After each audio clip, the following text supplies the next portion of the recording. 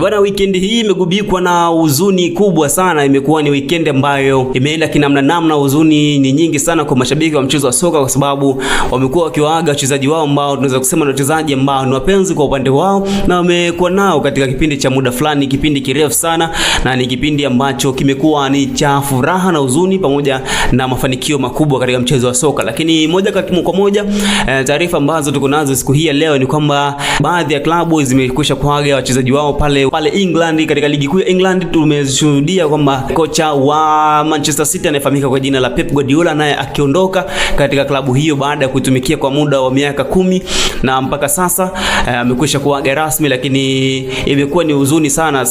Lakini pia Bernardo Silva naye amekwisha kuaga. Ni moja kati ya taarifa ambazo ziko katika YouTube channel yetu ya Royal Television, basi ukisogelea unaweza kuziona vyema zaidi na zaidi. Lakini moja kwa moja siku hii ya leo tuko na taarifa kuhusiana na yeye ambaye anafahamika kama Mohamed Salah ama Mo Salah, ambaye amekuwa akitumikia klabu ya Liverpool kwa kitambo kirefu sana na kuipa mafanikio makubwa na kuifikisha pale ambapo tunaweza kusema ni nchi ya ahadi, kwa sababu amekuja amewainua tena, amewapa matokeo mazuri, lakini amewapa kombe la EPL, lakini bila kusahau kombe la UEFA Champions League. Bwana huyu ni mwamba kabisa Mohamed Salah kutoka pale Misri, ambaye ameitumikia Liverpool kwa muda fulani. Lakini nikukumbusha kwamba wachezaji na maofisa wa benchi la ufundi la Liverpool wamemwaga kwa heshima kubwa, lakini bila kusahau mashabiki nao wamemwaga kwa heshima kubwa pale Anfield, kwa sababu ni moja kati ya legend, tunaweza kusema legend ambao kama tukisema wachezaji wangapi wa Liverpool wachongewe masanamu yao pale Anfield, basi tuwezi tukaacha kulitaja jina la Mohamed Salah pale Liverpool, ambaye amekuwa akionyesha kiwango bora,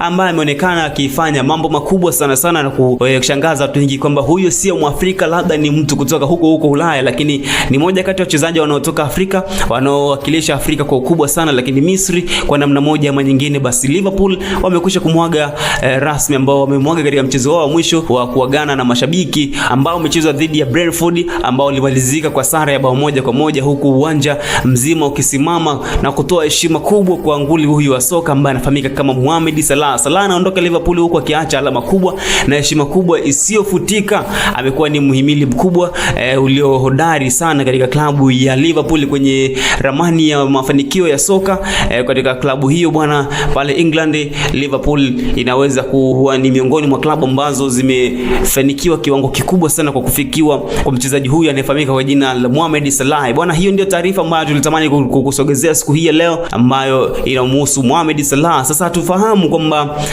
haijawekwa rasmi kwamba Mohamed Salah anapotoka Liverpool anakwenda wapi, lakini taarifa itakapokuja sisi tutakusogezea taarifa hii kuhakikisha kwamba unaenjoy na burudika na taarifa za kimichezo kutoka hapa Royal Television. Cha kufanya ili uweze kwenda nasi sambamba, ili uweze kwenda kuzipata taarifa vyema za kimichezo, hakikisha kwamba unagusa alama ya subscribe, lakini alama ya follow pale TikTok, ili uweze kuwa familia zaidi na zaidi. Jina langu ni Manuel Pasco, mwenyeji katika ofisi za FIFA. Hadi wakati mwingine, bye bye.